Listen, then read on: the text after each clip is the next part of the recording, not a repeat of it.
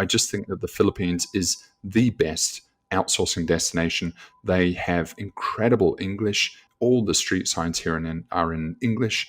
There's about 640,000 graduates per year, so they're very well educated. You're listening to the Smartest Software Outsourcing Podcast, Episode 2.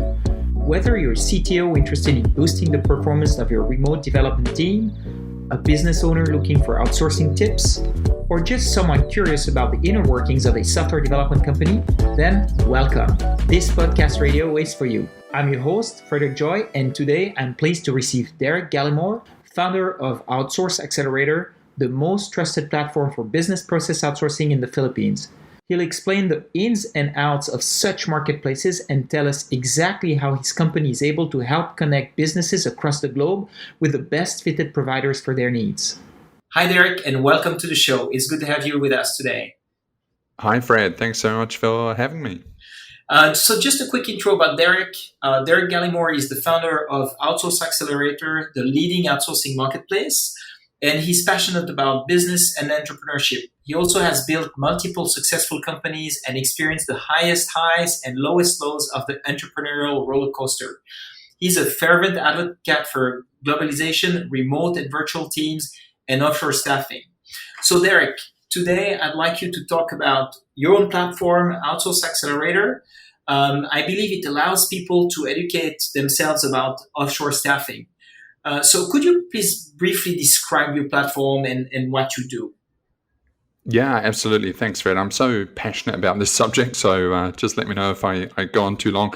But Outsource Accelerator is really here to help people inform, educate, and navigate the offshore staffing market. Outsourcing is such a big umbrella term, but the kind of outsourcing that we focus on is the full-time, dedicated, professionalized offshore staffing. And it's where you work alongside those people as a part of your team to help push your business ahead. So, it's not like the Upworks and freelancers. Yeah. And, we focus on these professionalized services. And we basically then, list about 700 outsourcing suppliers that are here in the Philippines. We provide about 6,000 pages of content, which is articles, white papers, videos, and we also do a podcast. So we're just out there trying to help people educate themselves about what offshore staffing is and outsourcing, and then helping them with that journey, whether they're just beginning it or already starting. Cool. Yeah. And so when you start running, and what was your motivation behind creating this platform?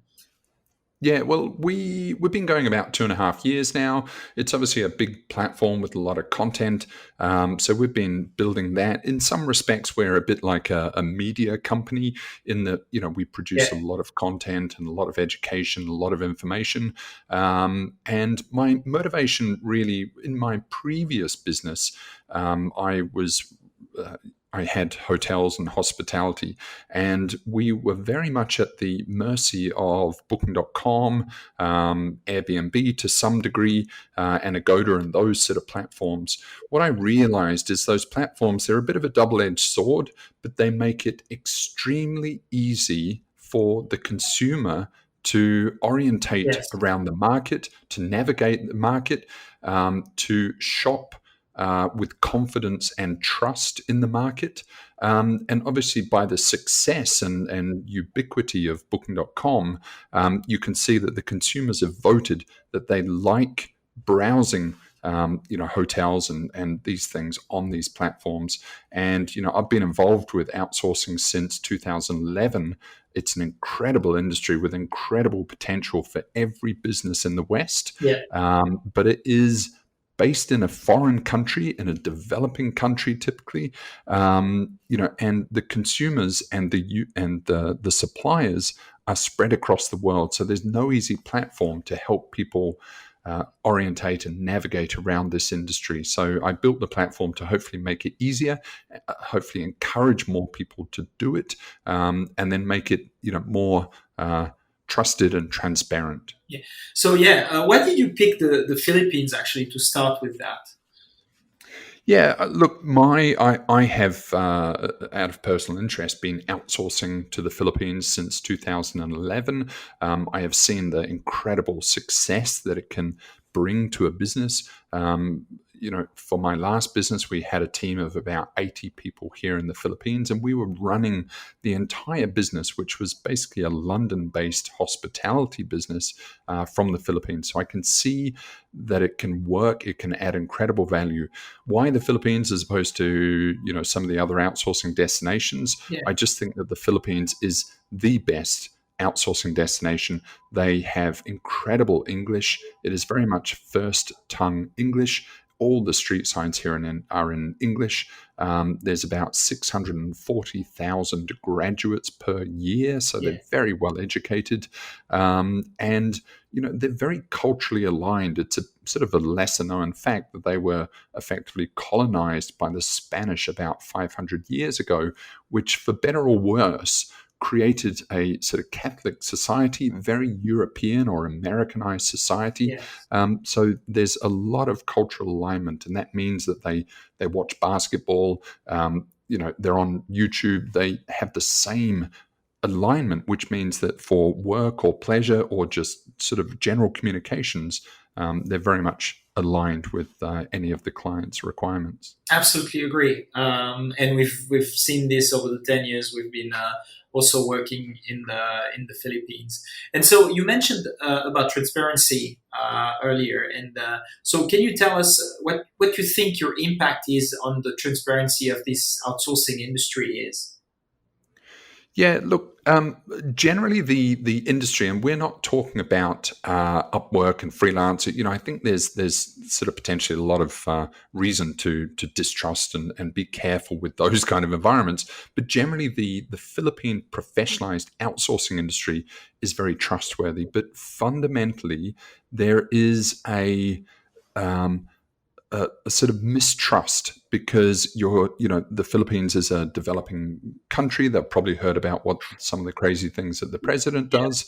There isn't legal recourse if something goes wrong, Right. and the clients are probably never going to travel here or very rarely travel here. So they're putting a major trust into a country and a location and a supplier for a major part of their business. And you can understand why people are a little bit skeptical about how this outsourcing thing works. Yeah. So what we hope to do is, partly it's education and information, which will help build that bridge. But also, our platform can be the intermediary, the conduit, which basically enhances trust, and we can help guide people as to the best kind of suppliers and the things that they should look out for in contracts, and just basically, step-by-step guides to helping people succeed in outsourcing. Yeah. And so this leads me to a question: what is the type of people that actually visit your website and reach out to you, and what geographic area are they from? Look, everywhere. We have a lot of traffic from the US just because it is, one of the most economically active and biggest countries in the world, obviously. Our target market, we frame it as any high-cost English-speaking country. So very commonly we have North America, obviously. We have Australasia. We have parts of Europe, and also we have Southeast Asia, namely the sort of Hong Kong, Singapore, and also we have the Middle East because they have a lot of Filipino workforce there, and then I think they're just really learning that actually they could be doing a lot of remote work as well. Excellent. Yeah, yeah. And so, where do these people come from? A search, some other means. So, do you try to reach out through social media, LinkedIn, I guess, or other partners? Yeah, we do. We again, for better or worse, we are at the mercy of Google. We, Right.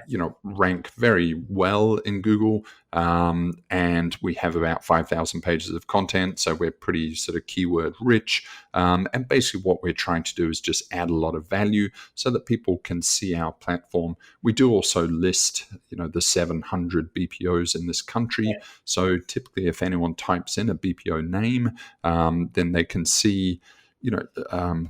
Information about that company. And it's a little bit like if you are considering going to a restaurant, then you would probably go to a Yelp or a Right. TripAdvisor to read reviews of the restaurant as opposed to just going to the restaurant website, because you're going to get third-party information. You're going to get information that is probably a little bit more balanced. So that's the value that we add to people. Effectively, what we want to do is, if anyone is typing in outsourcing or outsourcing Philippines or one of the BPOs or one of the main keywords, then we pop up there as an independent source of information, which can help people along on their journey. We do also have social media, of course, and we do a little bit of paid traffic, but the majority is organic inbound traffic, which is the way we like it. Cool. And so the people who reach out to you, are they mostly business owners? Are they maybe in charge of some customer service teams that they need to expand? What is it? Yeah, look, it's the whole gambit. We have everything from the sort of Tim Ferriss solopreneurs looking for a VA. VA is a very sort of common sort of subculture of outsourcing, I suppose, right up to some of the biggest companies in the world. Their sourcing or procurement managers reach out to us and say they need to build a customer service team, or any other team. So it's really a huge span. Very commonly, though, you get sort of the small to mid range of the market.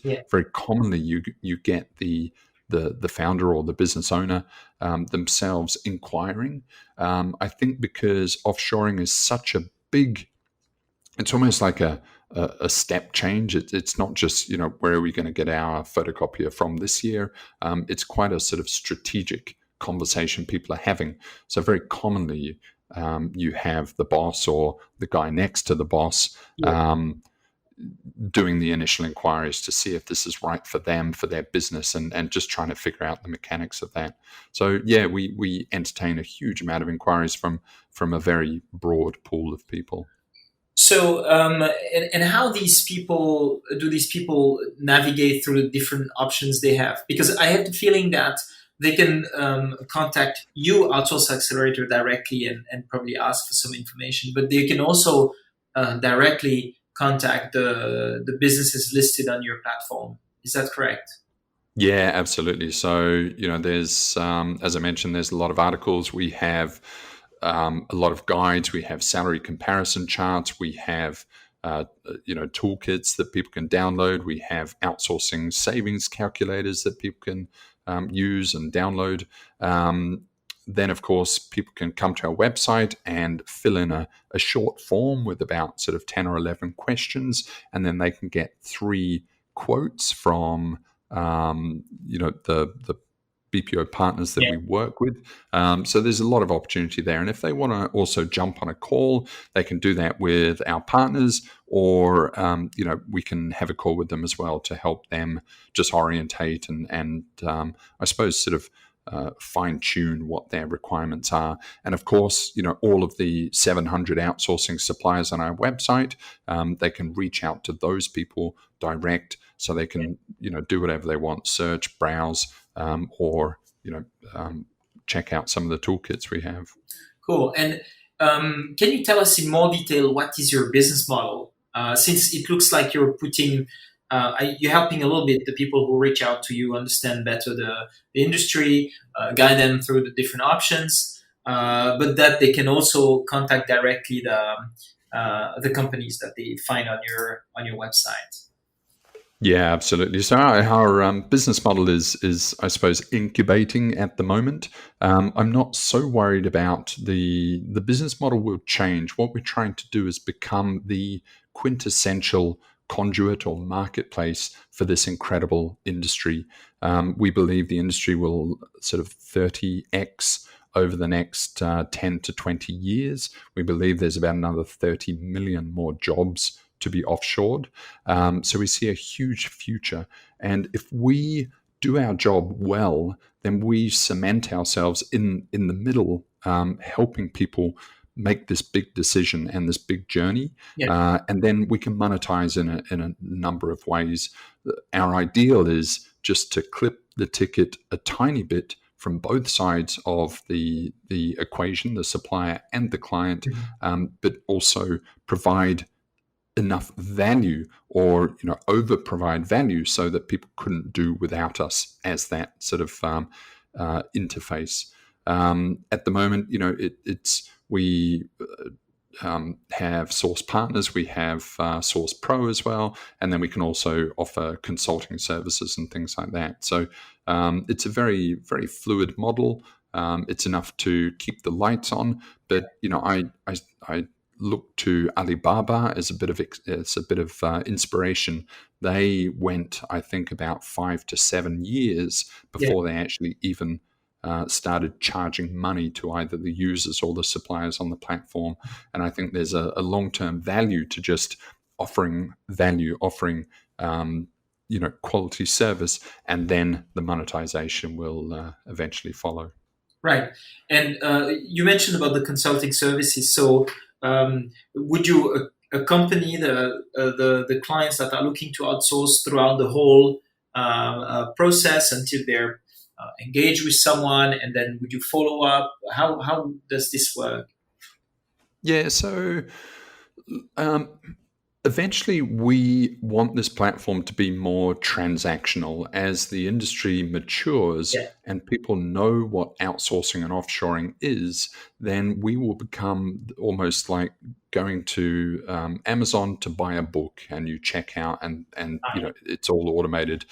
At the moment, the industry is quite immature, and the users or prospects or potential clients actually need quite a lot of education, which is a great thing. They need or want a considerable amount of hand-holding, and they need or want a certain amount of sort of strategic input to say, these are the models and types available to you. This might suit your company the best, and this is how we move forward. So that's what we offer. It is more, it's obviously a lot higher touch, and it's probably more akin to management consultancy than an e-commerce platform sort of thing at the moment. So it's very flexible. We can come in, we offer a lot of free advice, conversations, and then we just connect them to our partners, because of course people can learn so much. And I encourage people to do this. You can call us, have a conversation with us, but also just call Canis, call 3 or 4 other BPOs or outsourcing suppliers, and the prospects will learn so much just in those conversations. And I really encourage that. Just get on the phone or send a few emails, and the journey has started. Yeah, I agree. Speaking with some potential providers can also help a lot. And so you knew already quite a bit about outsourcing before you launched, obviously. This is probably why you launched. But what have you learned about the market since you launched? Because you must have had so many conversations on the provider side, on the client side. So what have you learned about the market, the potential clients, and the industry? Great question, actually. I'm lucky to now sort of represent the market. So I have quite a lot of insight, quite a lot of touch with a lot of players in the market. I'm just sort of generally in awe of the potential of the market. You sort of see trends in markets, and the trends you do see is that once people start, they just can't believe how good this opportunity is. As soon as you get them over the line, then they're expanding and they're adding sort of tens or dozens of seats as soon as they can. Just incredible positivity about the industry. I see that there's incredible growth in the industry. Every supplier is just growing as fast as they can, and just general high spirits and positivity with the industry. Very rarely do you hear bad stories, which I think people are fearful of. Yeah. There's no sort of skullduggery, and so just general positivity. And also, what I think with the industry, and this is where generally we're trying to point the industry, is 20, 25 years ago, it was just kind of simple people on telephones doing simple tasks. And there's a bit of a hangover from that Yeah. era. Now it is the most, advanced professionals in the world doing the most advanced tasks, or roles or jobs in the world, and they're working side by side their Western counterparts, and that is the incredible potential of what we call this outsourcing, and it's just so exciting to see the progression of that, and it's getting better because we now have PhDs, we now have I don't know, chemical scientists. We now have, of course, all the developers that Arcanis has, really pushing this industry forward and going right up the value chain.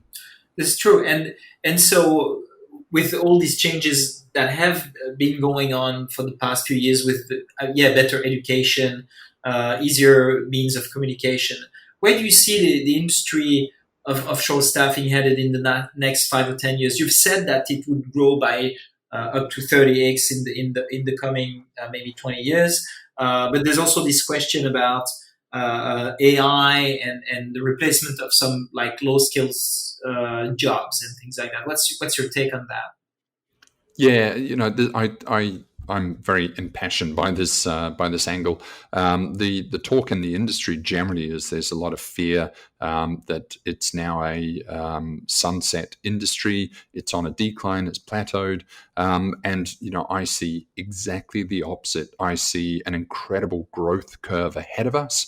There's about 1.2 million people employed in outsourcing in the Philippines now, and I see that easily growing to about 30 million. So what we've seen is the first wave of outsourcing, and the second wave will be, much, much bigger. The reason why people are scared about AI and automation, machine learning, is because the sort of basic jobs like customer service, highly repetitive jobs, some of the accounting jobs, things where basically the big corporates have 1,000 people in the same room doing the same process. Those jobs will be compromised. Those will be made more efficient. Processes will be refined, and Yeah. those 1,000 people will maybe be sort of brought down to 100 people. So there will be job loss in that highly repetitive end. But in terms of highly skilled jobs, in terms of small and medium-sized businesses that have agile work environments where their business is changing every 3 months, never mind the staffing and the requirements and the tasks, these things need very agile, very professional, very autonomous staff, and that cannot be automated quickly. Maybe it can be in 30, 40, 50 years, but if it is, then the whole world employment market will change dramatically. So, we kind of, everything will have changed by then. So I don't think it's so much of a concern. But generally, I see an incredible growth curve ahead, and this means a boom in jobs for the Philippines, but also it means an incredible opportunity for the businesses in the West, because they just have an incredible access to abundant resources. Yeah, I agree, and I think this offshore staffing way to do things enables creations, of course, of jobs in the Philippines, for example, or other countries, low wage countries, but also allows businesses in the West to expand much more quickly because they can add more services, more features, for example, to their products for a lot less, and hence speed track their development. Yeah, absolutely. It's just a win-win, and people, all businesses, all people are obligated to find the most efficient route to market or route to production, and the offshore opportunity is exactly that. And the world is becoming now, instead of, whatever, 150 countries or tens of thousands of local town or city markets, it's becoming one global employment market, and there's 8 billion people that have the potential to be employed in your organization, and this is the opportunity that businesses now have. So it's an absolute win-win for everyone. Absolutely. And one more question, Derek. What is the next big step for Outsource Accelerator? Yeah, look, we're just growing. We're growing all the time. We're having an incredible sort of growth curve at the moment. I just encourage people to sort of check out the website. Really, our biggest, I suppose, hurdle or friction point is just getting people educated and then getting them to the point where they are comfortable enough to dip their toe in and give it a go. And, Upwork and Freelancer isn't really giving it a go. You're going to get a very different experience. It's just really taking that plunge to have an allocated, dedicated full-time staff member and just experience what real offshore outsourcing is. And then people never look back. So, we're just on the same track. Expanding and sort of spreading the gospel of offshore staffing to the world. Yeah, cool. And so if some of our listeners want to reach out to you, how should they go about it? Yeah, sure. So just go to our website, which is outsourceaccelerator.com. And of course, you can get quotes there, and there's toolkits there, and super, super valuable stuff. People can, of course, reach out to me. That is Derek at outsourceaccelerator.com, and that's DEREK. Excellent. Thank you very much. And thanks so much to come to the show today. It's been a real pleasure listening to you and learning more about your platform. And I hope to have you back again sometime soon. Thank you so much, Fred. Cool. Thanks, Derek. And that's all for Smarter Software Outsourcing for today. If you have a question for me, just drop me a line at fred@smartersoftwareoutsourcing.com. Thanks for listening, and talk to you next time.